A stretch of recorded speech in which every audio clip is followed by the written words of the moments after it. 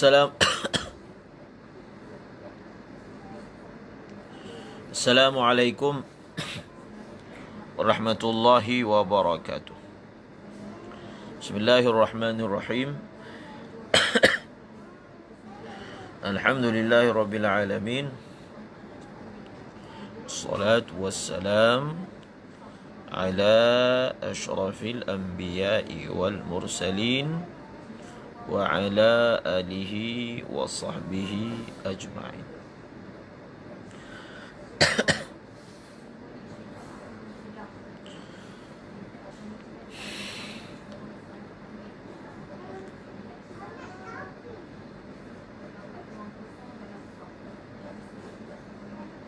Kita sambung.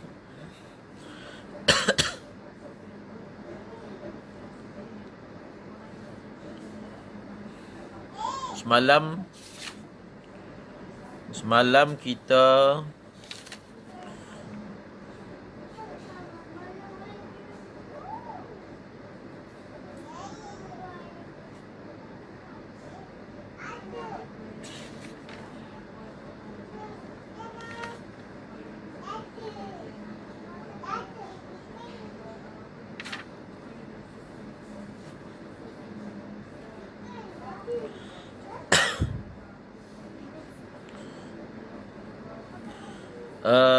hari ni kat mana kita? Hari ni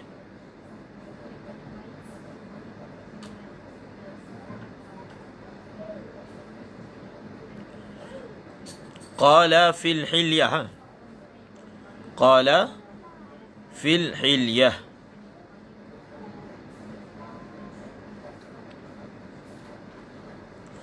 Bismillahirrahmanirrahim. Qala fil hilyati al-awla lis-saimi tarkul iktihal. Al-awla lis-saimi tarkul iktihal. Situ kan ibarat dia.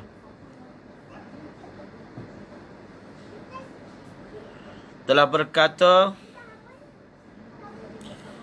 di dalam kitab Al-Hilyah, yang terlebih aula bagi orang yang berpuasa meninggalkan bercelak. Meninggalkan bercelak.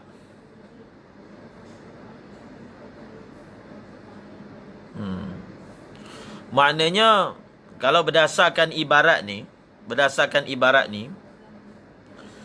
dapatlah kita fahami bahawasanya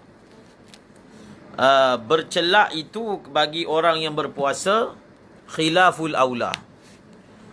Bercelak bagi orang yang berpuasa khilaful aula. Dia tidak sampai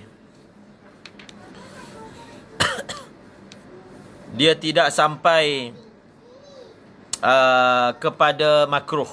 Dia tidak sampai kepada makruh.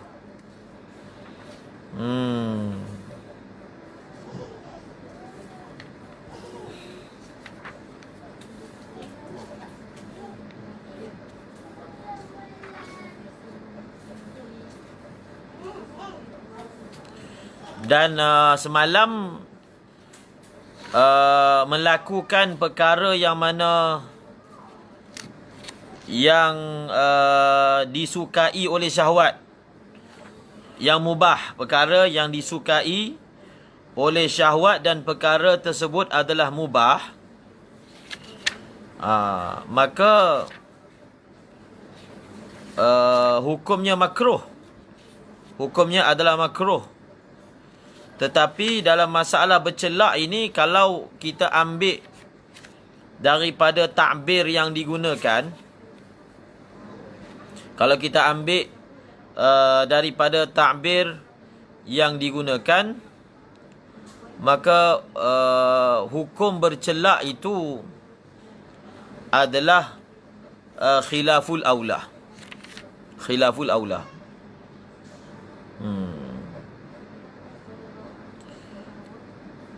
Siapa boleh bagi tahu uh, bagaimana bagaimana hukum khilaful aula itu dikeluarkan. Ini perbahasan usulul fiqh. Ini perbahasan usulul fiqh. Bagaimana hukum khilaful aula dikeluarkan.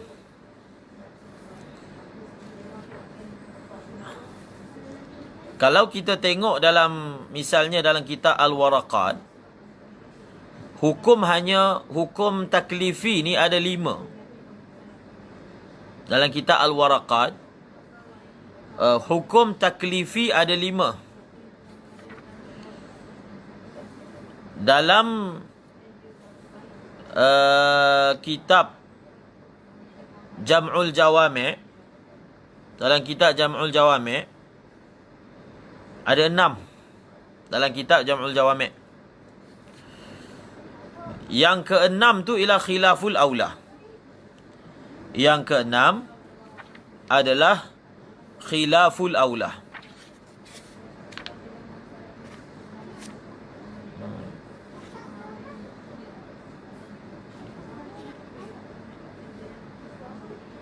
Siapa boleh bagi takrif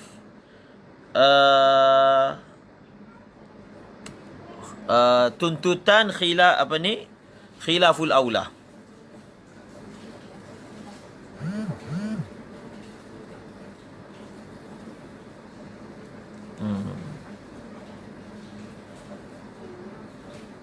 Dalam kitab Jam'ul Jawami',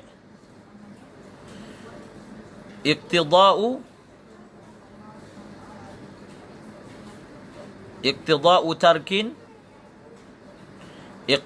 tarki fi'lin iqtida'an ghaira jazimin binahyin ghairi makhsus. Itu dia. Itu lebih kurang ta'rif yang diberikan dalam kitab Jam'ul Jawami'. Khulasahnya, iqtida'u tarki fi'lin iqtida'an ghaira jazimin binahyin ghairi makhsus. Iqtida'at tarki fi'lin iqtida'an, itu ta'rif dia. Seorang tulis ta'rif. Iqtida'u tarki fi'lin iqtida'an ghaira jazimin binahyin ghairi makhsus. Maka di situ dikeluarkan hukum khilaful aula. Hukum khilaful aula. Kita ambil satu contoh. Contoh ni pun diberi, kalau tak silap, dalam kitab Jam'ul Jawami'. Misalnya ulama khilaf, adakah puasa pada hari Arafah bagi orang yang sedang melakukan haji? Bagi orang yang sedang melakukan haji, adakah hukum berpuasa itu makruh ataupun khilaful aula? Ada dua pendapat. Ada yang mengatakan makruh dan ada yang mengatakan khilaful aula. Jadi dia punya punca khilaf. Kenapa ada yang mengatakan makruh dan ada yang mengatakan khilaful aula? Apa dia punya punca khilaf?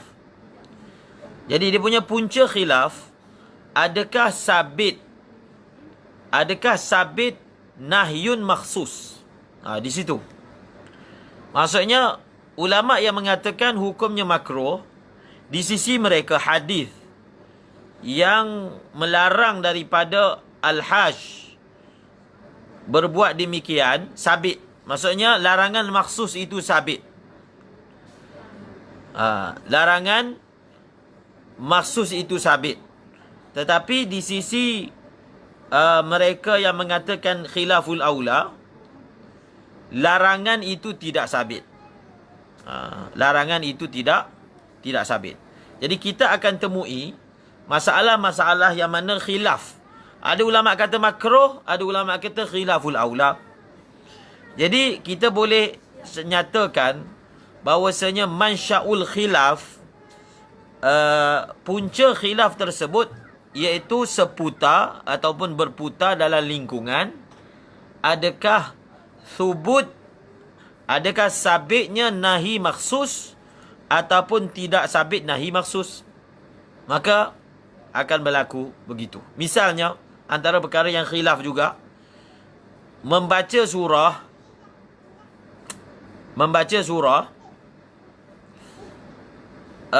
pada rakaat yang ketiga dan keempat. Apa hukum dia? Ada yang mengatakan makruh, ada yang mengatakan khilaful aula. Dia kata tidak makruh, tidak boleh kita nak sabitkan makruh. Tidak boleh kita nak sabitkan makruh. Memadai kita sabit hanya khilaful aula. Boleh tengok perbahasan tentang adakah makruh ataupun khilaful aula, kalau tak silap saya ada dibahaskan dalam Bushrul Karim tentang masalah membaca surah selepas pada rakaat ketiga dan keempat. Apakah hukum membaca surah ketika itu? Adakah makruh ataupun adakah khilaful aula? Jadi kita akan dapati di dalam mazhab kita sendiri, kalau bicara mazhab kita dengan mazhab lain, lagilah banyak khilaf yang seperti itu, kan? Cuma kita nak sentuh sikit, iaitu bagaimana sabitan perkara tersebut berdasarkan usul dan kaedah yang dinyatakan. Okey? Kita sambung.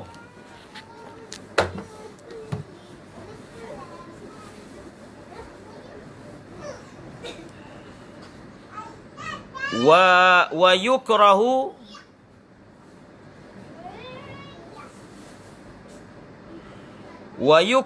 siwakun ba'da zawal.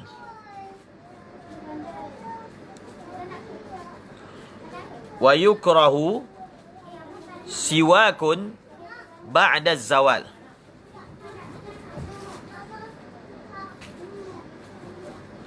Dimakruhkan bersugi selepas daripada zawal. Selepas daripada zawal. Selepas daripada zawal tu maksudnya selepas daripada tergelincir matahari. Wa qabla ghurub, dan sebelum daripada tenggelam matahari.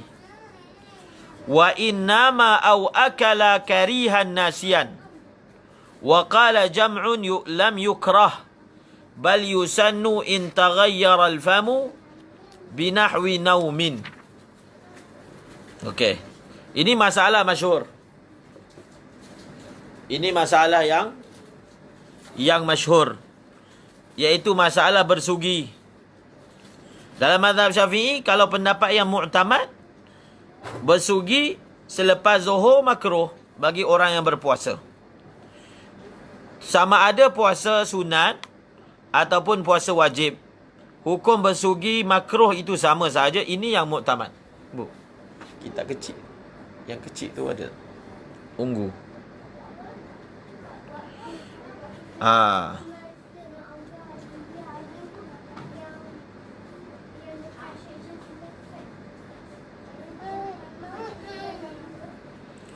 Dimakruhkan sugi selepas daripada zawal.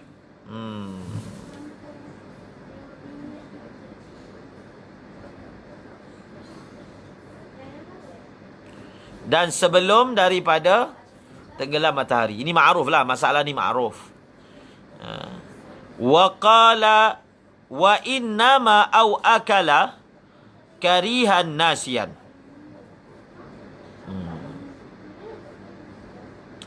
Ada khilaf tentang masalah Hmm.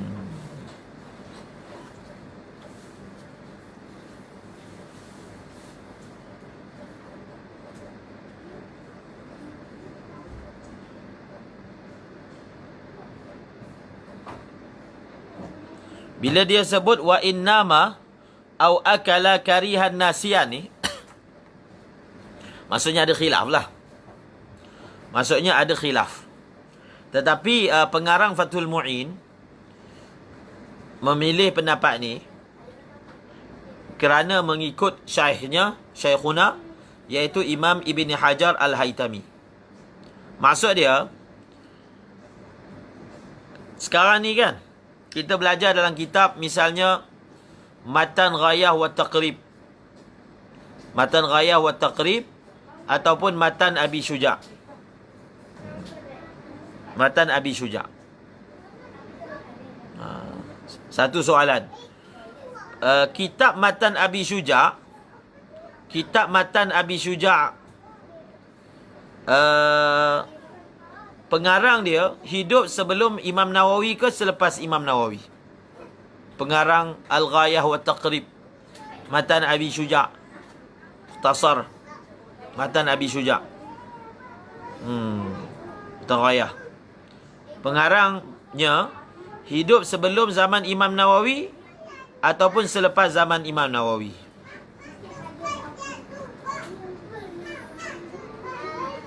Sebelum zaman Imam Nawawi. Sebelum zaman Imam An-Nawawi. Al-Asfahani. Al-Asfahani. Jadi kita ambil berkat sikit. Kita cerita sikit tentang pengarang Matan Abi Syuja'. Ialah beliau ni orang Asfahan. Asfahan ni sekarang ni Iran. Isfahan. Kalau kita buat kajian, kita akan dapati banyak tokoh-tokoh mazhab Syafi'i berasal daripada Iran. Banyak tokoh-tokoh mazhab Syafi'i berasal daripada Iran. Isfahan. Imam Ghazali, Imam Al-Ghazali, Abu Ishaq Syirazi. Jadi mereka ni berasal daripada Iran. Banyak. Bahkan boleh kita katakan Iran ini, kawasan belah sana, Mawara'an Nahar juga, banyak mengeluarkan ulama-ulama Syafi'i yang hebat. Dan Qadhi Abi Syuja' ini ma'ruf. Kalau baca dalam sirahnya, beliau wafat di Madinah. Bahkan dikubur. Bahkan beliau disemadikan berdekatan dengan makam Nabi. Dan beliau ni hidup panjang, umur sampai 120 tahun. Umurnya panjang, muammar. Qadhi Abi Syuja' ni muammar. Orang yang umurnya panjang. Dan beliau ini khadim kepada makam Nabi SAW. Tukang sapu sampah, tukang nyalakan lampu.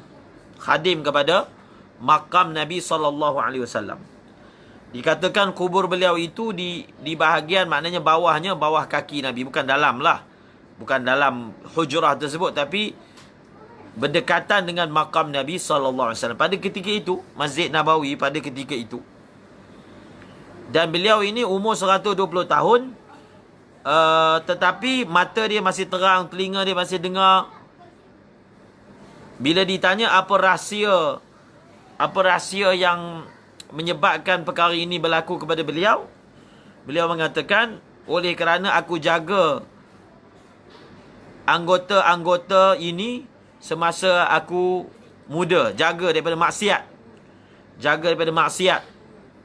Jaga mata dari maksiat, telinga dari maksiat. Allah jaga mata dia, telinga dia sampai umur sebegitu masih segar bugar, masih sehat. Jadi selalu kita ulang bahawasanya kejayaan satu orang pelajar agama, satu orang ulama, bukan pada kepintaran dia, banyak hafalan dia. Semua ulama-ulama yang hebat, yang ilmu dia barakah, kita yakin dan pasti rahsianya adalah hubungan dia dengan Allah. Rahsia dia adalah hubungan dengan Allah. dan cinta kepada Nabi SAW. Sebutlah mana-mana a'immah kita, mereka ini bukan hanya orang pandai cakap, pandai tulis, tetapi orang yang hubungan dengan Allah Ta'ala itu mantap. Hubungan dengan Allah itu mantap. Ya, Ustaz Abdullah Tahir ada share kan tempat pemakaman, tempat dimakamkan. Jadi boleh rujuk dalam Facebook Ustaz Abdullah. Beliau ada share kan tempoh hari berkaitan dengan perkara tersebut. Jadi matan pengarang Qadhi Abi Syuja' ini, Abi Syuja' bukan ada banyak kitab pun. Beliau bukan ada banyak kitab. Tetapi kitab yang ada tu barakah. Barakah sampai kira berapa ribu, puluh ribu orang jadi ulama dengan kitab dia. Itu yang kita nak.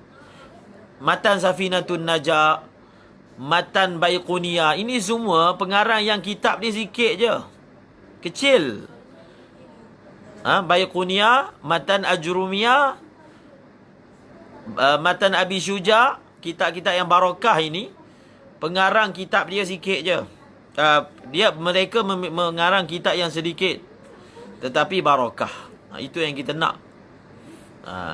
Dan rahsia barakah itu sudah tentu hubungan dengan Allah. Jadi ini yang kita nak fahami sebagai orang yang belajar agama, ulama. Bukan pandai cakap, pandai khutbah, pandai syarah akan memberi keberkatan kepada ilmu tersebut, tetapi hubungan dengan Allah. Hubungan dengan Allah. Maksud keberkatan, ilmu yang kita tahu itu dimanfaatkan diri kita sendiri, kemudian orang lain pun dapat manfaat. Bas. Maka itulah yang kita dambakan. Ada ulama yang kitab pun banyak, berkat pun berkat, maka itu nur ala nur. Maka itu nur ala nur. Apa yang saya nak sebut ni? Kenapa kita sebut Matan Abi Syuja'? Kita sebut dalam Matan Abi Syuja', disebut tentang keadaan-keadaan yang mana disunatkan ataupun yang ditakkidkan untuk satu orang bersugi. Jadi siapa-siapa boleh bawa tu Matan Abi Syuja' kat sini. Jadi ada 3 keadaan yang mana disunatkan, lebih disunatkan untuk bersugi. Pertama apa? Bangun daripada tidur. Dan lagi antaranya lagi apa dia? Satu orang tu dia makan. Dia makan benda-benda yang berbau. Dalam Abi Syuja' dah tulis lah, makan benda yang bau. Jadi bangun daripada tidur, nak solat kan, dan lamanya diam. Jadi fuqaha, ini masalah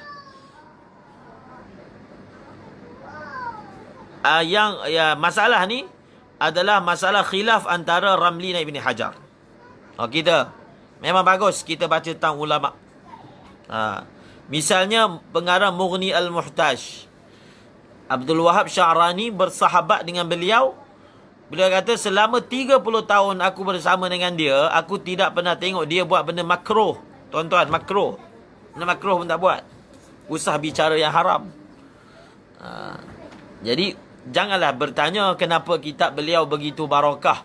Ilmu, limpahan ilmu Allah Ta'ala kurniakan.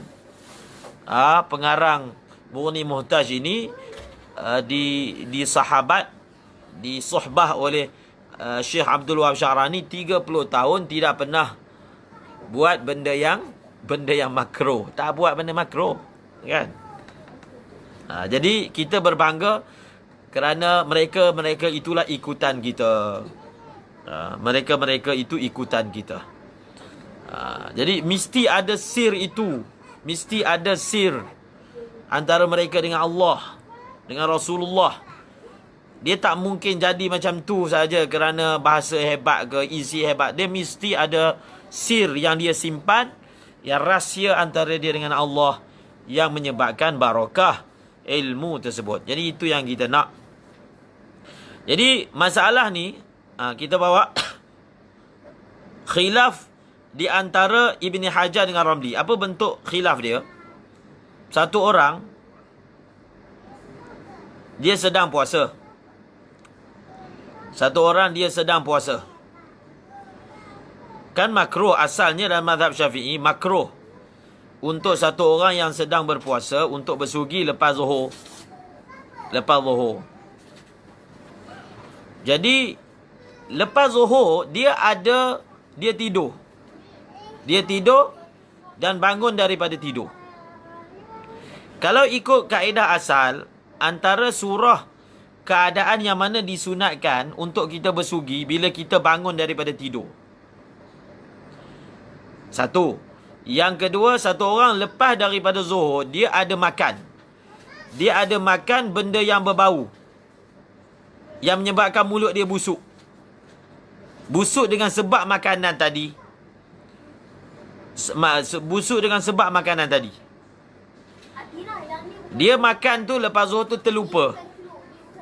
Maka berlaku khilaf antara Ibni Hajar dengan Imam Ramli. Dalam surah ini, adakah masih lagi dimakruhkan bersugi ataupun sudah tidak makruh bersugi? Maka Ibni Hajar mengatakan, walaupun dalam surah dia bangun daripada tidur, walaupun dalam surah dia ada termakan benda yang berbau, dalam keadaan lupa, tak batal puasa dia, tetap makruh bersugi selepas daripada zuhur. Tetap kekal hukum asal. Di sisi Imam Ramli, beliau mengatakan tak. Dalam surah ini, dalam keadaan dia bangun tidur lepas zuhur, ataupun dia ada termakan benda yang berbau, maka tidak makruh untuk bersugi. Tidak makruh untuk bersugi. Faham tak? Itu dia punya khilaf dia. Jadi dalam bab puasa ni, dalam bab puasa, pengarang Fathul Mu'in muafiq dengan syekhnya Ibnu Hajar Al-Haytami. Muafiq. Maksudnya mengatakan makruh juga. Kalau tengok dalam I'anatul Talibin, dalam bab wudu, Fathul Mu'in, pengarang Fathul Mu'in Al-Malibari, tarjih apa dia? Tarjih pendapat macam Imam Ramli. Jadi berlaku juga kadang dalam kitab. Berlaku juga kadang-kadang dalam apa? Dalam kitab. Dalam kitab, di satu tempat pengarang tarjih lain, di dalam tempat yang lain pengarang tarjih lain. Macam contoh ni lah, dalam bab wudu, maka beliau tarjih bahawasanya apa dia, tak makruh untuk bersugi lepas zuhur kalau bangun daripada tidur ataupun mulutnya berubah. Tetapi dalam bab ini beliau tarjihkan macam gurunya tarjih. Ini pun satu faedah juga.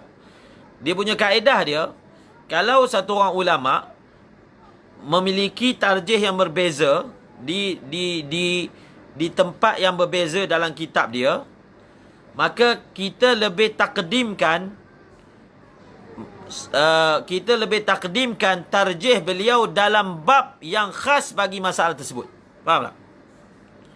Kita lebih takdimkan tarjih beliau, maksudnya sebutan beliau dalam bab yang khas yang sedang membicarakan masalah tersebut. Faham? Macam contohnya, ada setengah masalah misalnya tentang semayang, tapi dia sebut dalam bab puasa, tapi isunya semayang.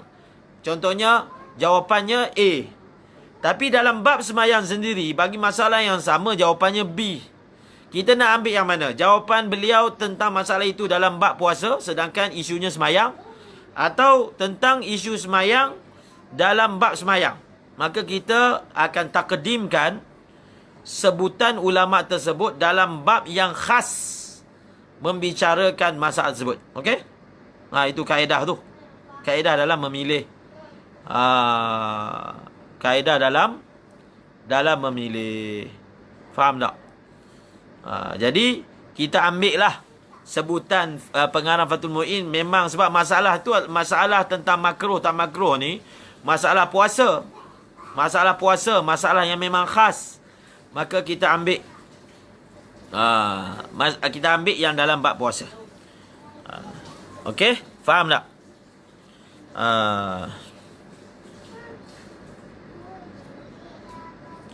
Jadi kalau kita nak tahu mengapa Ibni Hajar tarjih berbeza dengan Imam Ramli. Kita ambil tahu ini untuk kita menambahkan tafakuh. Selalu saya sebut kan, satu kita tahu hukum, satu kita tahu taksil bagi hukum tersebut. Maknanya manat, maknanya hukum itu diasaskan atas usul apa. Dalam i'anah ada sebut. Jadi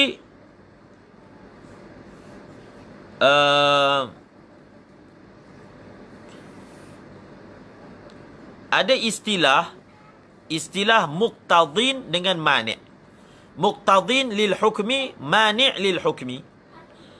Muqtadin lil hukmi, mani' lil hukmi. Okey. Muqtadin ni perkara yang menuntut. Mani' perkara yang melarang. Dia punya kaedah dia,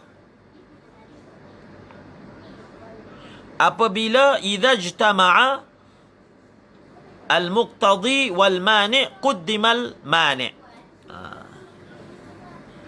Idza ijtama'a al-muqtadi wal mani' quddimal mani'. Apa maksud dia?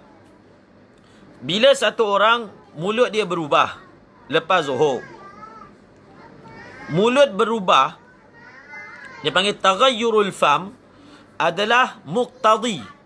Dia adalah situasi yang menuntut bersugi. Berubah mulut selepas zuhur, misalnya, berubah mulut adalah muqtadi, perkara yang menuntut untuk kita bersugi. Kemudian mani'. Mani' apa? Mani', apakah perkara yang menghalang bersugi?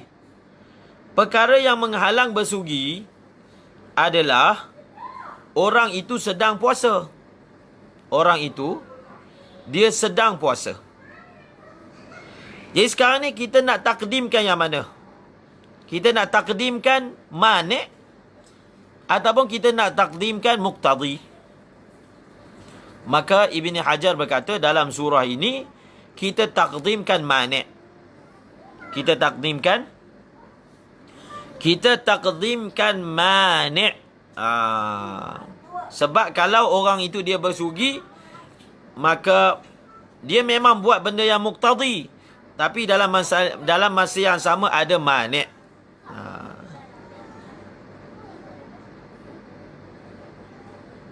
Okey.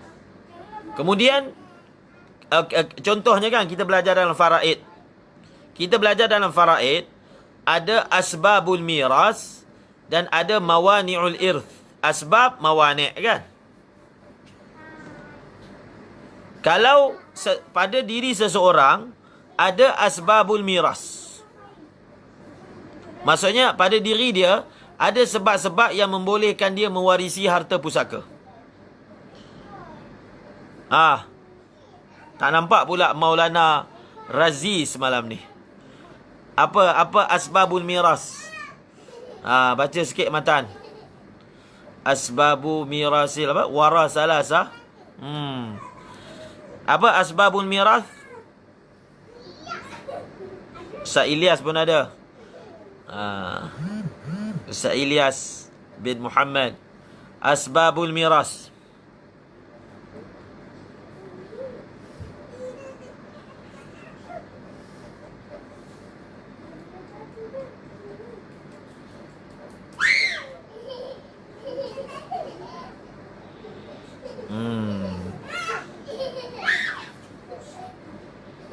Sebab-sebab Satu orang dia boleh mewarisi daripada orang lain. Sebab pertama, Ustaz Ilyas sebut zaujiyah, nikah. Maksudnya hubungan suami isteri. Bila ada hubungan suami isteri, walaupun berada dalam iddah raj'iyah, maka masih lagi mewarisi. Itu yang pertama. Lagi apa? Asbabu mirasil wara. Sebab miras yang lain.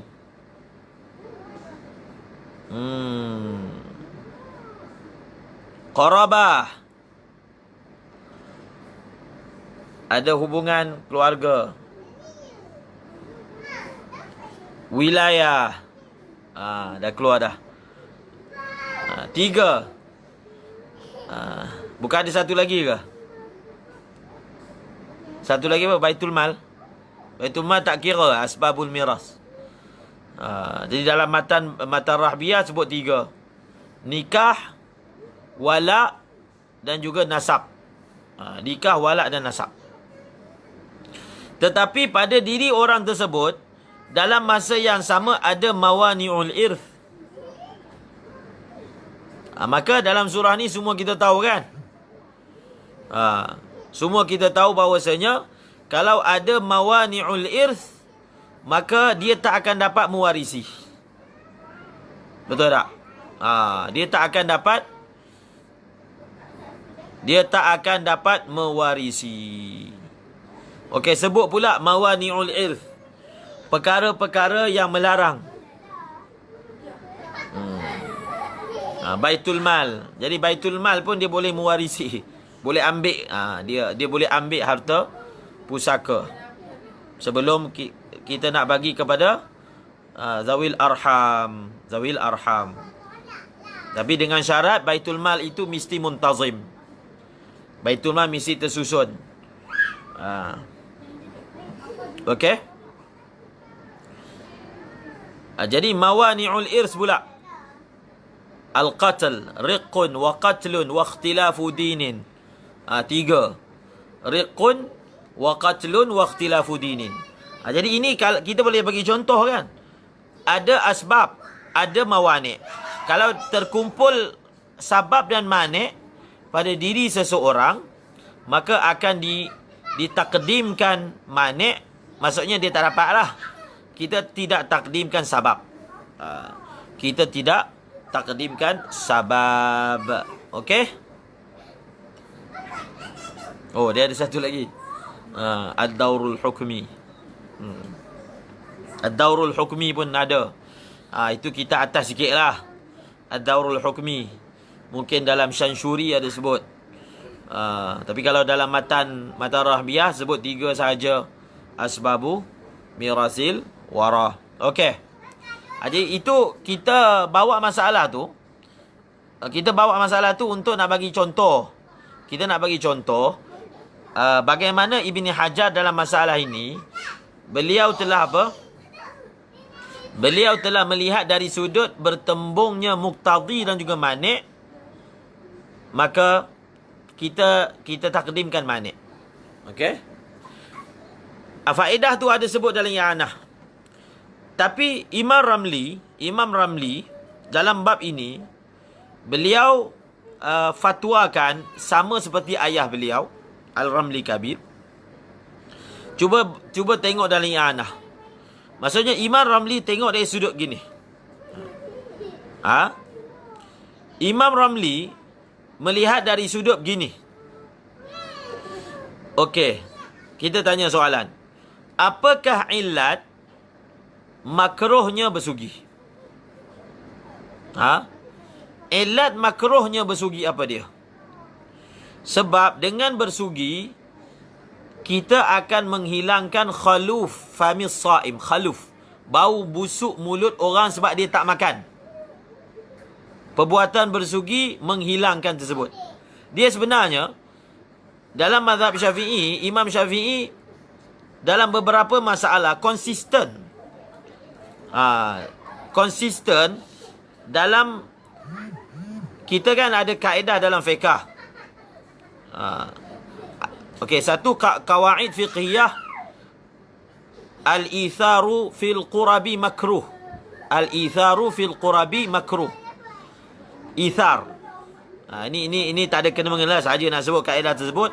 Mengutamakan orang lain dalam perkara qurbah hukumnya makruh. Satu. Kemudian kita juga ada dalam mazhab Syafi'i izalatu atharil ibadah.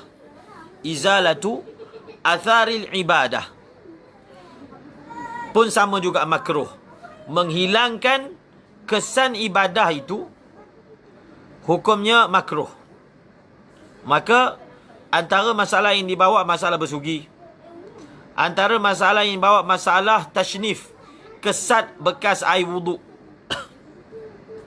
pun makruh. Tashnif air wuduk. Tashnif itu maksudnya menggesat kesan wuduk. Kita ada satu surah dalam mazhab Imam Syafi'i, menghilangkan kesan ibadah hukumnya haram. Apa dia? Menghilangkan kesan ibadah hukumnya haram. Menghilangkan kesan ibadah yang hukumnya haram. Apa dia? Dalam mazhab Syafi'i.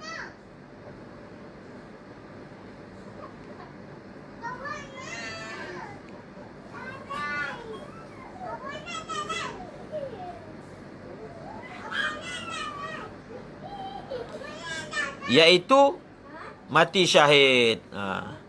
Mati syahid. Jadi menghilangkan itu taklil yang diberikan oleh ulama. Dia kenapa tak jadi makruh? Sebab yang menghilangkan tu orang lain. Kalaulah orang syahid tu dia mandikan diri dia sendiri, mungkin tak haram lah. Faham tak? Kalau orang syahid dia mandikan diri dia sendiri secara karamah, dia tak jadi haram. Dia kenapa kalau kita yang mandikan haram? Sebab kita telah apa? Cabuli hak dia. Kita orang yang hidup ni telah cabuli hak dia, karamah dia, yang mana darah-darah itu akan menjadi saksi ke hari kiamat. Sebab tu jadi haram. Sebab yang buat tu orang lain. Yang buat itu adalah orang lain. Kelebihan tu dia punya. Dia nak bangga dengan tu, kita pergi hilangkan. Tapi kalau dia yang hilangkan sendiri secara karamah, zahirnya tak jadi haram. Nampak tak? Zahirnya tidak jadi haram. Panjang sebenarnya bagaimana Imam Syafi'i ataupun penghujahan untuk masalah ni. Habis. Jadi Imam Ramli sebut dari surah macam ni. Imam Ramli sebut ilat kepada makruh adalah menghilangkan kesan daripada bau busuk kerana apa? Kerana berpuasa. Tetapi apa? Apabila orang tu dia dah makan, bau busuk yang ada dekat mulut dia tu bukan bau busuk sebab puasa, tapi bau busuk sebab makan. Jadi ilat makruh dah tak ada di sisi Imam Ramli. Di sisi Imam Ramli, ilat makruh dah tak ada. Ilat makruh ialah kerana kalau kamu sugi, kamu hilangkan bau busuk khaluf famis saim. Sekarang ni dalam surah ni ilat tu dah tak ada. Bukankah hukum itu dia berlegar di atas ilat? Al-hukmu ni kaedah yang masyhur. Al-hukmu yaduru ma'a illatihi wujudan wa adaman. Ilat makruh sebab dengan bersugi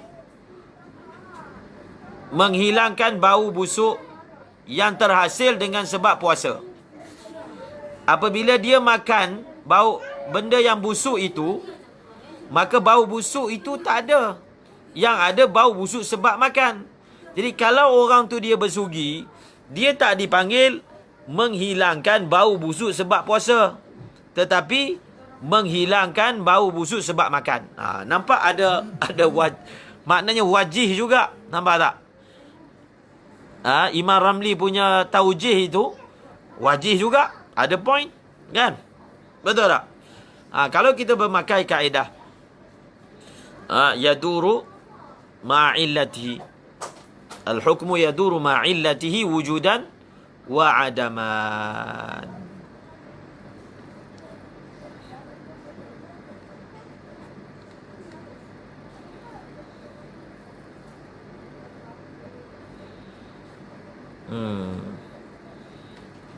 Kalau orang mati tu dah tak ada hukum lah. Nak kata makruh pun tak ada, nak kata haram pun tak ada lah. Orang makruh tu dia tak ada hukum. Orang dah mati kan, mana ada hukum. Okey. Okey. Cantik. Kita sambung. Wa qala jam'un lam yukrah, telah berkata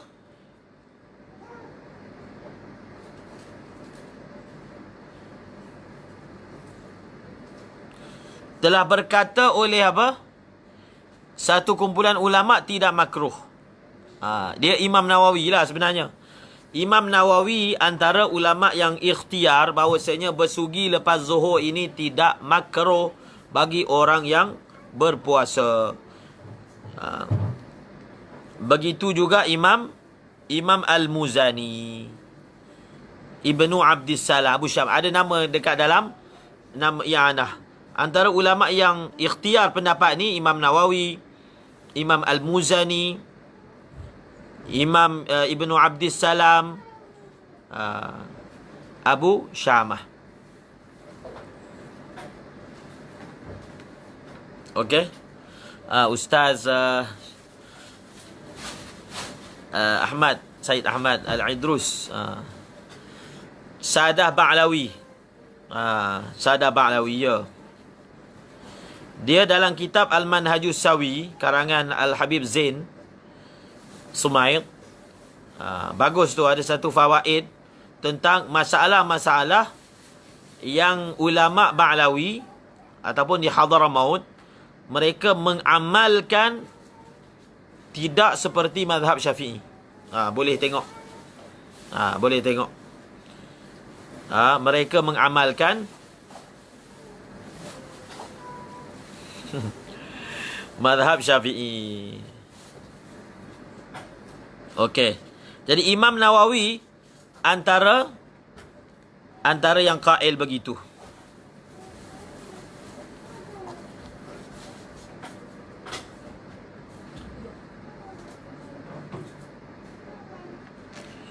Bal yusannu. Tengok dalam Al-Manhajus Sawi, karangan Habib Zain. Banyak tu masail. Ya, Ustaz Abu Ahmad Al-Idrus. Jadi kita tolong senaraikan sikit antara masail-masail yang mana Sadah Ba'lawi ataupun ulama di Hadramaut mereka mengamalkan yang lain, bukan yang seperti yang muktamad dalam mazhab Syafi'i. Kalau dia fatwakan, dia fatwa yang masuk, kalau dia mengajar, dia akan sebut muktamad mazhab Syafi'i begini.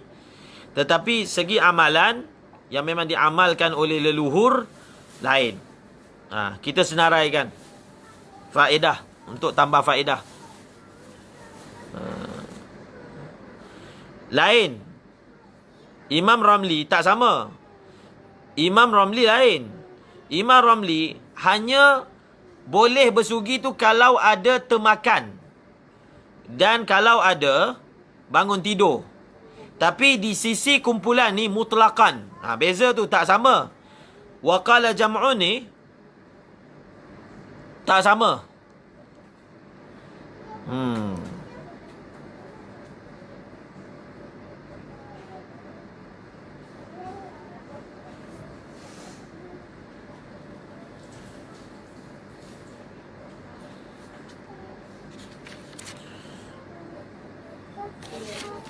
Okey.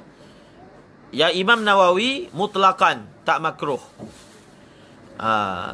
Tetapi di sisi apa? Imam Ramli, Khatib Syarbini, Ramli Kabir, mereka ni kata hanya disunatkan bila berlaku mulut berubah dan juga bangun daripada tidur. Bukan sekadar boleh, tapi disunatkan. Disunatkan. Jadi kena ada tu kitab Habib Zain bin Ibrahim bin Sumaid. Kitab Masya Allah bagus, menerangkan tentang tarikat Ba'lawi. Apa amalan mereka, yang mana antara amalan mereka, mereka akan membaca kunut di dalam sembahyang witir sepanjang tahun. Qaul sani. Itu pendapat yang kedua dalam mazhab Syafi'i, bahawasanya dalam witir ni kunut dibaca sepanjang tahun. Itu antara amalan yang mana diamalkan, tidak mengikut yang muktamad dalam mazhab al-Imam Syafi'i. Okey? Okey. Khalas. Bal yusannu in taghayyara al-famu binahwi naumin. Khalas. Itu nama-nama jam'un tu dalam kitab yang ana disebut. Imam Nawawi, Ibnu Abdissalam, Abu Syamah mutlaqan. Bezakan dengan pendapat Imam Ramli dan juga Al-Khatib Asy-Syarbini.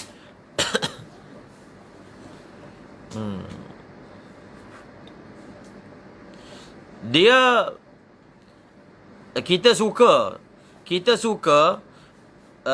dengan ulama-ulama kita yang ada ikhtiar ni, kita suka dan kita jadikan hujah.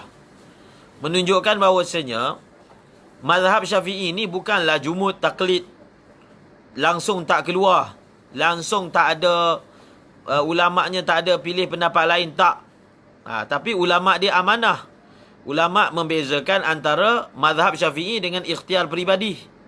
Jadi kewujudan ikhtiar dalam mazhab al-Imam Syafi'i, satu kemudahan untuk kita lah. Satu kemudahan untuk kita. Satu lagi, kita boleh jadikan hujah bahawasanya dalam mazhab Imam Syafi'i tetap berlaku munaqasyah dan munaqasyah. Okey?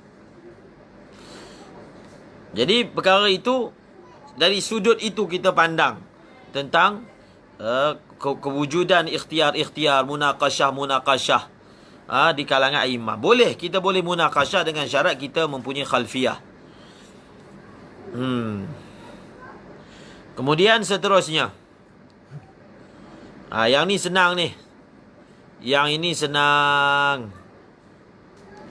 Wa mimma yata'akkadu lis-sa'imi kaful lisani an kulli muharramin kadhibin wa ghibatin wa mushatamatin li'annahu muhbitun lil ajri kama sarrahu bihi wa dallat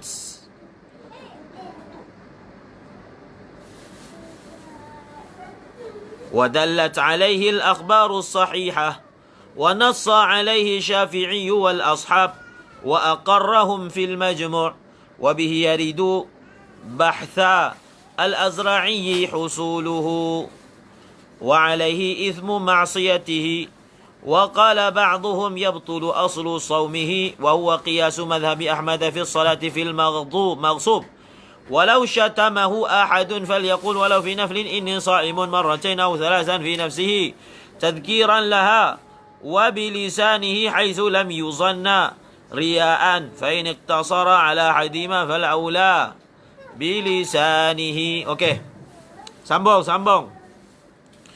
Wa mimma yata'akkadu lis-sha'im, dan minma sebahagian daripada perkara yang dituntut secara muakkad bagi orang yang puasa. Ini semalam saya dah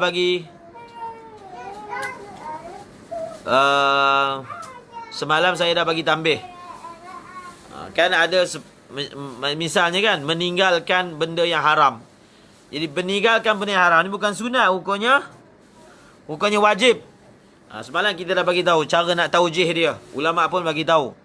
Jadi bila dia kata disunatkan meninggalkan berdusta bagi orang yang berpuasa, apa maksud disunatkan? Meninggalkan berdusta maksudnya daripada min haisu saum, daripada segi puasa.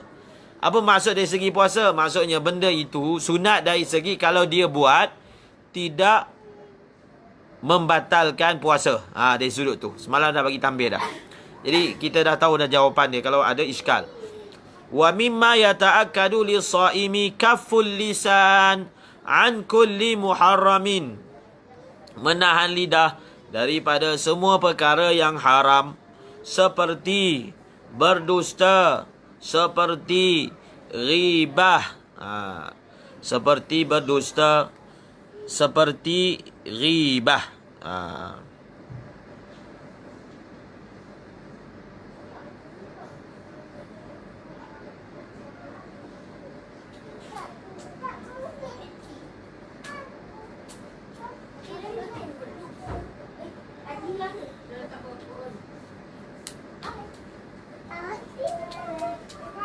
Okey.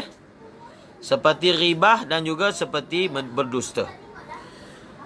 Jelas. Wa musyatamah. Musyatamah. Mencela. Jadi bulan puasa tu tinggalkanlah. Tak bulan puasa pun. Tak bulan puasa pun tinggalkan berdusta, tinggalkan ribah, tinggalkan musyatamah. Dia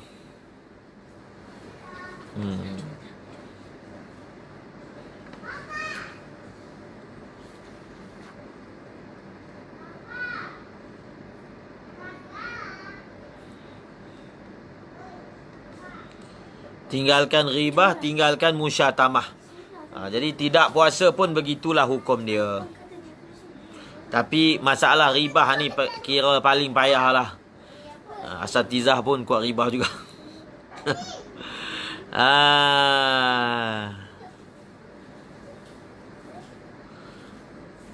Asatizah pun payah juga nak tinggalkan. Macam mana? Jadi kita kena usahakan. Imam Bukhari terbaik.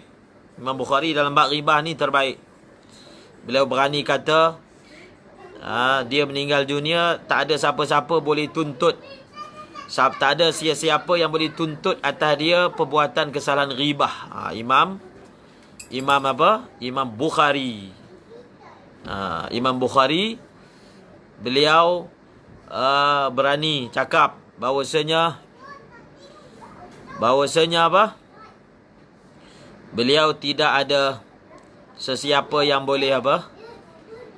Boleh tuntut dia dalam bab ribah. Al-Imam Al-Ghazali. Dan ma'ruf siapa belajar kitab mustalah hadis Al-Jarah wa Ta'dil. Jadi kita selalu kita ingatkan kita yang belajar fiqh ni kena belajar hadis juga. Belajar hadis. Kita duk wahabi tapi kita tak ambil berat tentang hadis. Jadi mereka ambil berat. Sehingga satu perkara yang kalau tak silap Syekh Said Mamduh sebut satu perkara yang tak boleh nak mungkiri. Ialah walaupun wahabi tapi mereka lebih ihtimam bab hadis. Tak kisahlah dia belajar cara dia, tapi dia ihtimam lah. Banyak kitab-kitab hadis yang diterbitkan, yang mula diterbitkan oleh mereka. Jadi ini satu perkara yang Syekh Said Mamduh sebut. Syekh Mamduh. Jadi kita yang aswaja ni, kita jangan zikir wahabi tapi tak ambil berat pun belajar hadis. Dan kalau belajar hadis jangan ambil ijazat je, ijazah sanad, ijazah memadai. Memadai ijazah sanad tapi tak ada pun ada ihtimam untuk belajar mustalah. Syekh Mahmud Said Mamduh, beliau ada sebut poin tu. Jadi kita kena ambil berat, kan? Kita tak nak ada pemikiran tak boleh belajar hadis seolah-olah nak jadi mujtahid. Tak betul tu pemahaman tu. Pemahaman tu tak betul. Okey. Jadi kita kena ambil fikir juga. Tak nak apa? Tak nak hanya kita komen tapi kita tak buat sesuatu. Dan kita tak nak di kalangan azwajah hanya kalau bab hadis tu hanya duduk dalam majlis sama', bas, ijazat, bas. Tapi kita tak ihtimam tentang fiqhul hadis. Dan kita juga tak ihtimam tentang apa?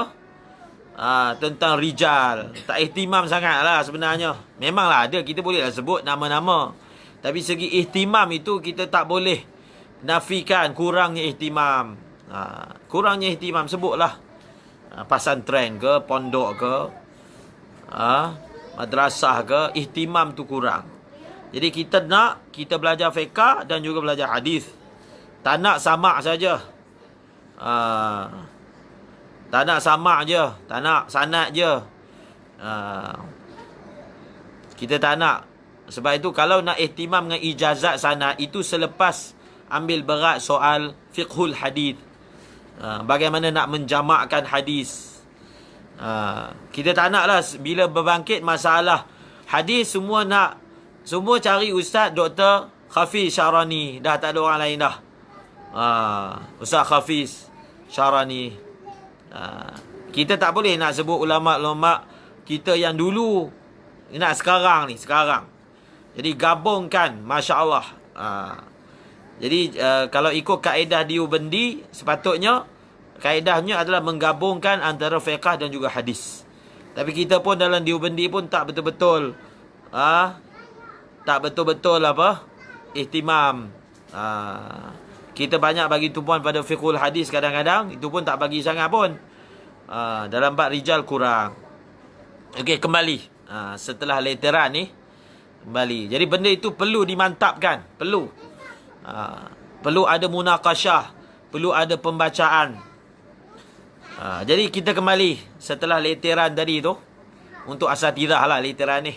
Asatidah kan pegang madrasah. Jadi kena fikir juga bab ni, sisi ni. Okey.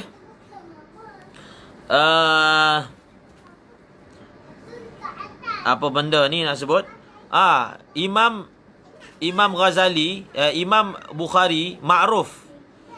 Imam Ghazali ma'ruf. Imam Ghazali ma'ruf. Beliau ini sangat ihtiyat dalam, kalau dia kritik perawi pun, kalau mereka kritik perawi pun, kalau Imam Bukhari kritik perawi, dia akan guna bahasa yang sangat bahasa yang sangat lembut. Dia begitu hati-hati. Sedangkan mengkritik perawi itu termasuk mengumpat yang dibenarkan. Termasuk mengumpat yang dibenarkan. Tetapi Imam Bukhari ma'ruf. Siapa belajar rijal dia tahulah. Imam Bukhari antara orang yang sangat halus dalam apa? Kritik perawi. Okey? Dia guna perkataan yang halus. Maknanya perkataan tu nampak beliau ni kritik ke tak kritik. Begitu sekali Imam Bukhari. Okey? Jadi kitab yang bagus, kita cuba tengok kalau dapat belajar Ar-Raf'u wa Takmil fil Jarhi wa Ta'dil. Maulana Abdul Hayy Al-Laknawi. Masya Allah. Sambung.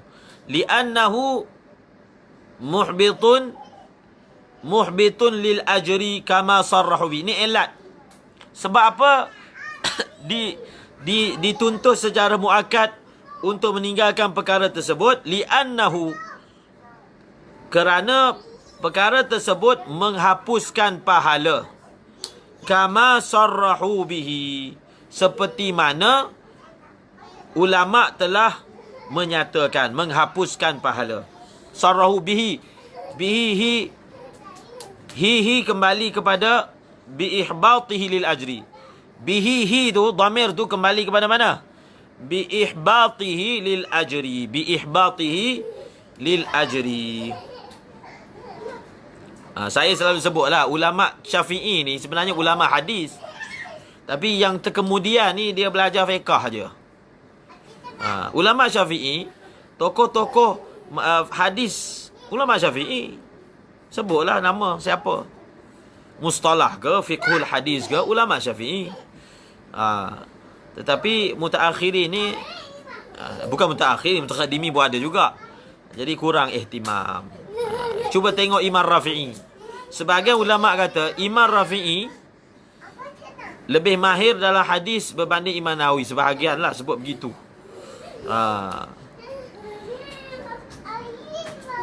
Dalam bab hadis.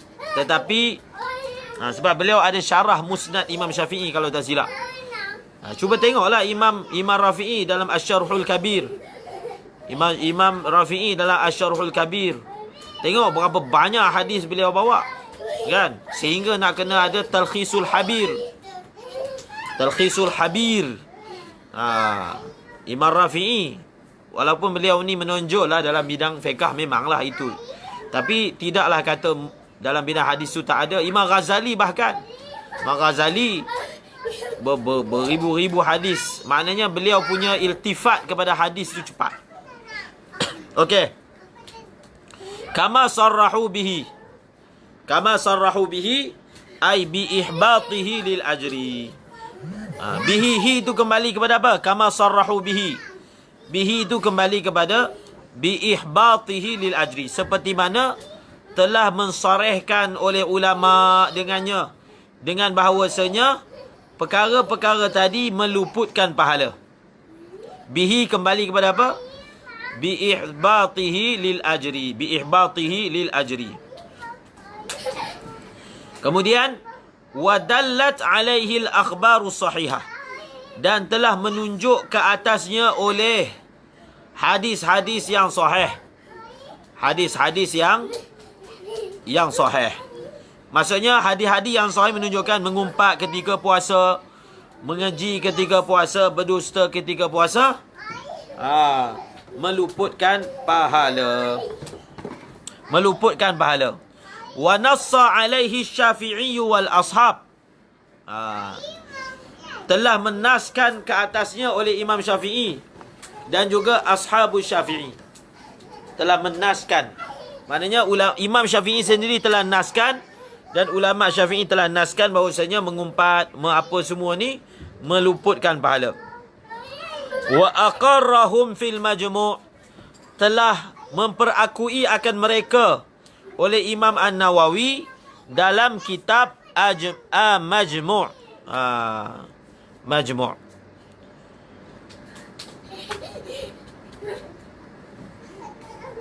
Wa bihi yuraddu. Bukan yaridu. Tadi saya baca yaridu. Wa bihi yuraddu bahthul. Baca dia yuraddu. Wa bihi, bihi kembali kepada apa? Bihi. Wa bihi ay wa bima dzukira min tasrihihim.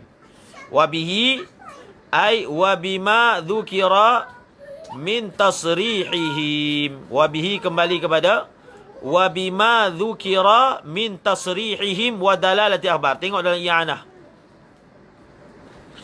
Dan dengannya maksudnya dengan perkara yang telah disebut daripada tasrih ulama dan hadis-hadis. Wabihi kembali kepada apa? Bima dzukira min tasrihihim wa dalalatil akhbar yuraddu bahthul adra'i husuluhu ay husulu thawab wa alaihi ithmu ma'siyati. Maksudnya Imam Azra'i dalam bab ni ada pandangan lain. Di sisi Imam Azra'i, siapa yang mengumpat ketika puasa dapat pahala. Pahala tak luput, tidak batal. Tapi dia berdosa lah. Imam Azra'i berpandangan seperti itu. Imam Azra'i berpandangan seperti itu. Bahawasanya orang yang sedang berpuasa kalau dia mengumpat dapat pahala, pahala tak luput, cuma dia berdosa. Maka kata pengarang wabihi.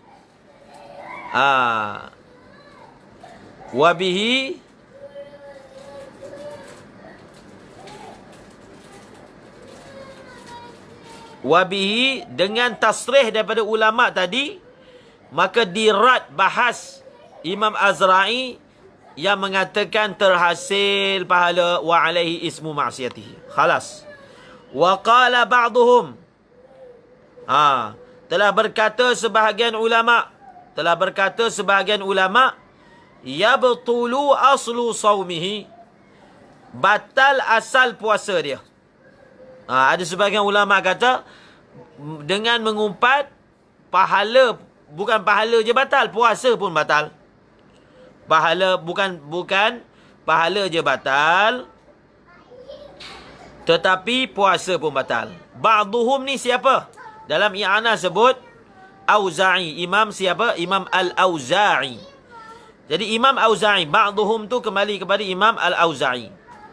Seperti mana Imam Ibn Hajar sarihkan dalam Tuhfah. Telah berkata sebagian ulama, yabtulu aslu sawmihi. Mengumpat ni, bukan yabtulu ni, yubtilu. Boleh lah, yabtulu boleh, nak kena tawil, ataupun yubtilu.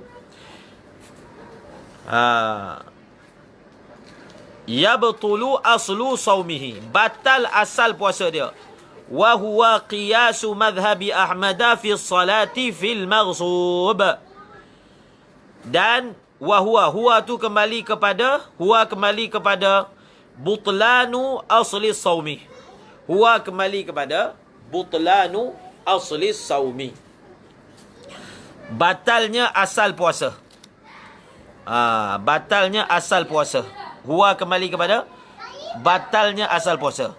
Jadi kata pengarang Fathul Mu'in, pendapat yang mengatakan dengan mengumpat batalnya asal puasa itu sendiri adalah qiyas mazhab apa?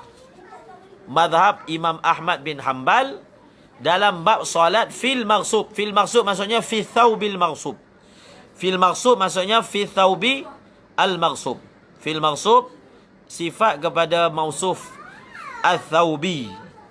Boleh juga fi thawbil maghsub. Khalas.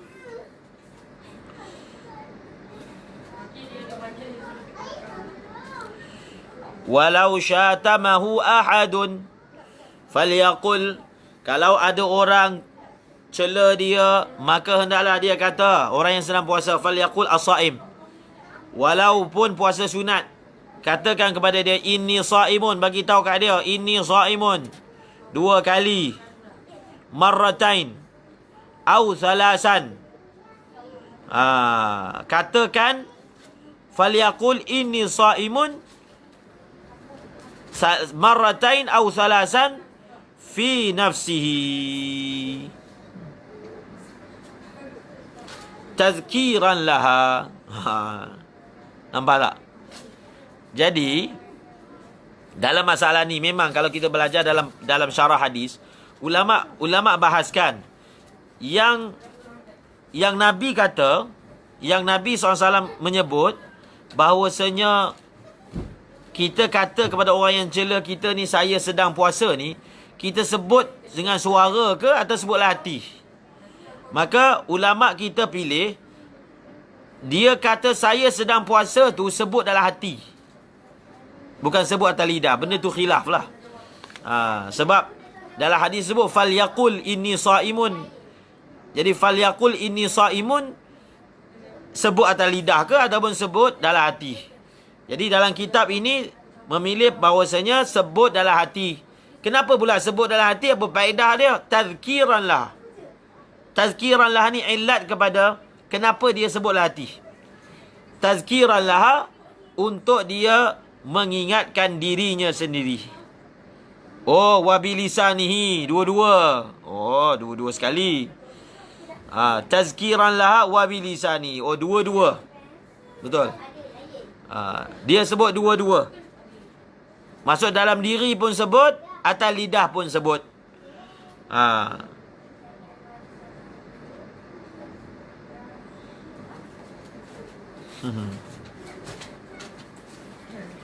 Haitsu lam yuzanna riya'an.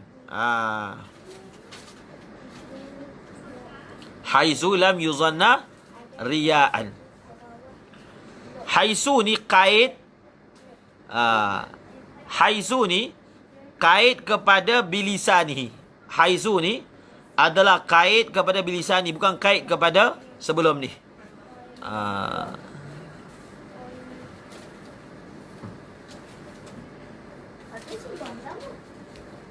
Maksudnya disunatkan untuk apa?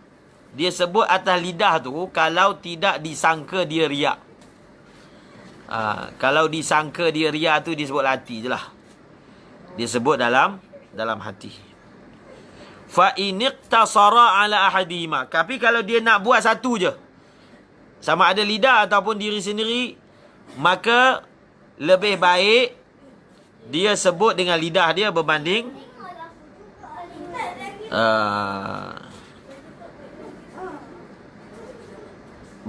apa? Sebut dalam hati.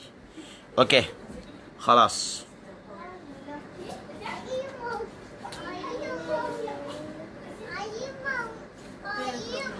Kemudian seterusnya. Dapko apa? Jadi ini jelas kan?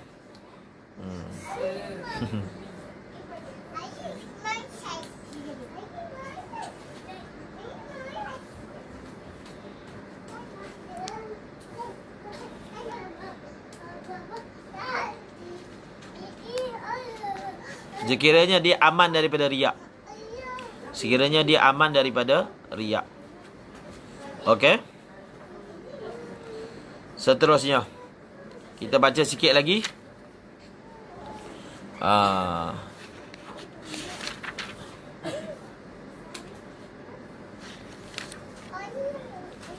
Ini senang ni depan ni. Wa sunnah ma'at ta'kidi bi ramadhana wa 'ushrihi al-akhir, wa 'ushrihi al-akhir. Wa 'ushruhu al-akhiru akadu. Wa sunnah ma'at ta'kini bi ramadhana wa 'ushruhu al-akhiru akadu. Wa sunnah ma'at ta'kidi bi ramadhana wa 'ushruhu al-akhiru akadu. Ikthiaru sadaqa wa tawsi'atu ala 'iyal wa ihsanun ala al-aqarib wal jiran lil ittiba'. Wa an yufattira sa'imin ay yu'ashihim in qadara wa illa fa'ala nahwi syurbah.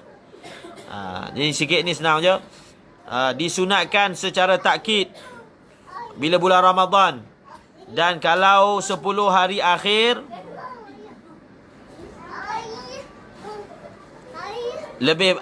lebih ditakkidkan memperbanyakkan sedekah wa tawsi'ah 'alal 'iyal, berbelanja luas kepada ahli keluarga. Jadi bulan puasa ni berbelanja luas.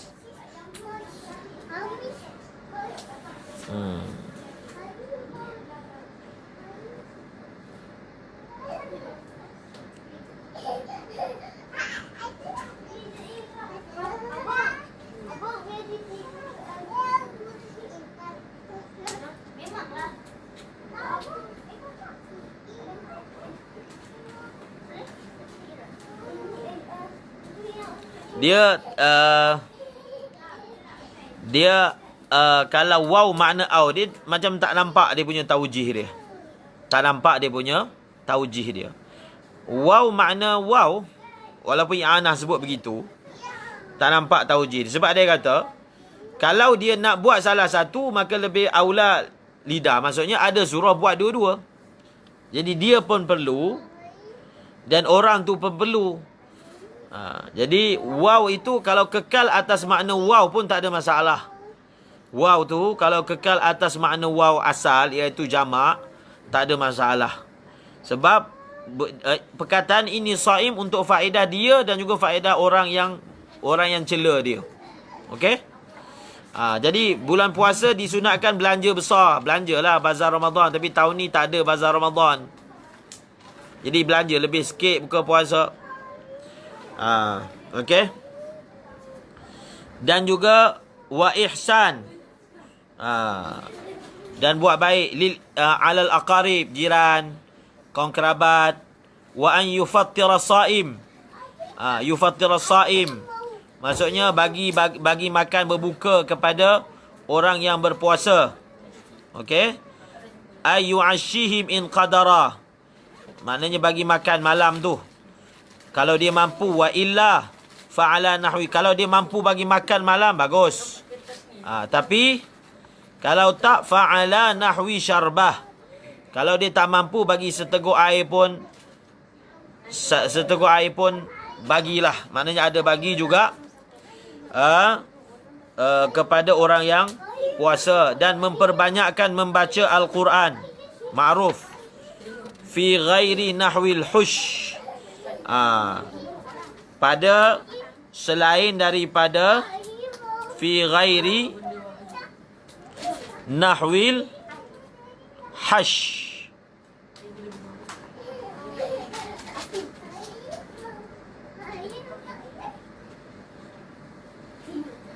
Hush ataupun hash. Itu memanglah. Maksudnya disunatkan baca Quran, tapi jangan baca dalam hush. Ataupun jangan baca dalam hash. Hush ni maksudnya tandas. Walau nahwa tariq. Walaupun dia baca dekat jalan. Okey? Walaupun dia baca dekat jalan. Ini masalah baca Quran. Masalah baca Quran kita ambil sikit lagi. Wa afdalul awqati lil qiraati minan nari ba'da subhi wa minal laili fi sahri fa bainal isha'aini wa qira'atul laili aula wa yanbaghi an yakuna sya'nul qari at-tadabbur. Dan waktu yang afdal baca Quran kalau siang lepas subuh, kalau malam pada waktu sahur, dan di antara dua isyak. Dan membaca waktu malam lebih aula. Dan sayugia bahawasanya orang yang membaca itu dia tadabbur. Ini waktu-waktu yang afdal baca Quran.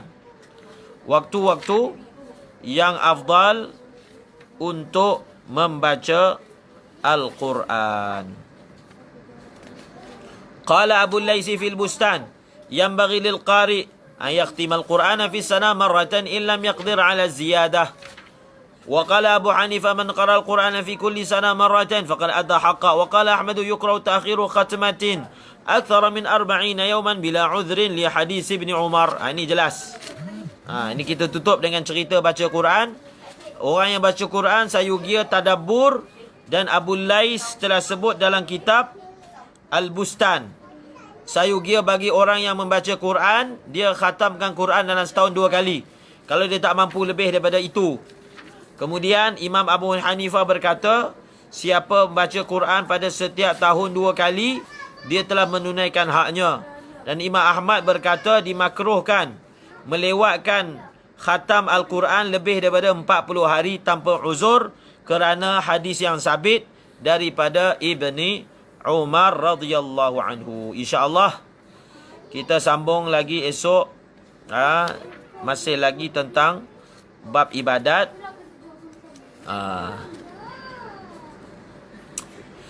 Dia lepas ni senang. Tapi lepas ni masuk balik bab iktikaf. Bab iktikaf ni banyak hukum lah. Rumit juga tu bab iktikaf untuk dihadamkan. Okey. Jadi insya-Allah Ramadan pun tak berapa hari lagi. Kita azam bulan Ramadan ni untuk kita banyak membaca Al-Quran. Saya azam, semua azam insya-Allah baca Quran. Dia kadang-kadang orang ni bila dia belajar kitab, dia kurang baca Quran. Saya lah kan. Dia manis baca kitab tapi tak manis baca Quran. Itu jadi masalah tu. Semoga Allah ampunkan kita. Semoga Allah ampunkan kita. Okay, bab iktikaf ni termasuk bab puasa. Dia termasuk. Dia masih. Sebab kita khatam kita ni bab puasa sunat. Bab puasa sunat. Jadi insyaAllah yang depan ni senang. Bab iktikaf dia masuk balik. Payah sikit bab hukum. Kemudian bab puasa sunat. Jadi untuk berkaitan dengan Quran ni, sudah tentulah kita Al-Imam An-Nawawi terbaik. At-Tibyan fi adabi hamalatil Quran. At-Tibyan fi adabi hamalatil Quran. Dan semoga Allah Subhanahu Wa Taala bagi taufik kita jadi ahli Al-Quran. Jadi Satu lagi yang kita nak ingatkan, di samping kita belajar fiqh, belajar hadis, belajar tu tafsir. Tafsir Quran pun kena tadabbur juga.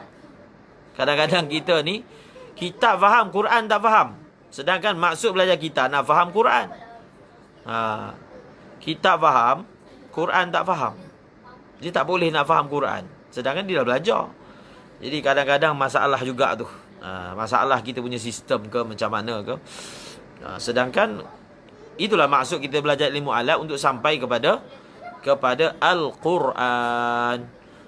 Wallahu a'lamu bis-shawab wa ilaihil marji'u wal ma'ab. InsyaAllah ada rezeki kita sambung lagi. Kita sambung lagi esok. Ada baki sikit sunat-sunat dalam bulan puasa. Kemudian tikaf. Jadi tafsir Quran pun kena ihtimam, kan? Jadi kalau ada rezeki kita baca sikit tafsir. Kita nak ambil kaedah dalam tafsir ni, kita nak ambil kaedah. Jadi saya suka bagi contoh Mufti Taqi Osmani. Beliau ini memang qadhi faqih, tapi dalam masa yang sama beliau ini mahir dalam hadis, ada buat syarah kepada hadis. Dan dalam masa yang sama beliau ini juga mahir dalam tafsir Al-Quran. Ayah beliau Mufti Syafiq ada tulis kitab tafsir Al-Quran, Ma'riful Quran. Dan beliau juga ada tulis kaedah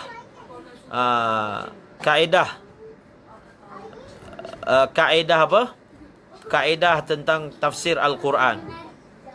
Jadi kalau orang tak kenal Mufti Taqi Osmani, beliau ini pandai tafsir, pandai hadis, dan juga yang paling menonjol sekali ialah dalam bidang fiqh, fatwa, qada. Masya-Allah. Semoga Allah Taala beri taufik kepada kita. Insya-Allah ada rezeki. Kalau PKP ni ditambah, kita tak naklah tambah, tapi kalau ditambah, insya-Allah kita cuba sibukkan masa dengan perkara-perkara ini. Wallahu a'lam bis-shawab. Saya suka baca tafsir Jalalain. Kita jadikan tafsir Jalalain tu base, yang kita tengok macam mana kaedah dia dalam berungkai. Kita pakai Al-Kamalain. Wallahu a'lam bis-shawab wa ilaihil marji'u. Bismillahirrahmanirrahim. Alhamdulillahirabbil alamin. Wassalatu wassalamu ala asyrafil anbiya'i wal mursalin wa ala alihi wa sahbihi ajma'in. Allahumma 'allimna ma yanfa'una wanfa'na bima 'allamtana warzuqna 'ilman nafi'a. Allahumma ja'alna minal ladzina yanzuruna al-kitaba nazratan wahidah wa yahfazuna ma fihi wa yafhamuna bihi wa ya'maluna bihi wa yuballighuna bihi. Allahumma inna nastawdi'uka ma 'allamtana farududhu ilayna 'inda hajatina wa la tunsinah ya rabbal alamin. Wa sallallahu ala sayyidina Muhammadin nabiyil ummi wa ala alihi wa sahbihi wa baraka wa sallam. Subhana rabbika rabbil izzati amma yasifun wa salamun ala al-mursalin walhamdulillahi rabbil alamin. Rahmatika ya arhamar rahimin. Amin.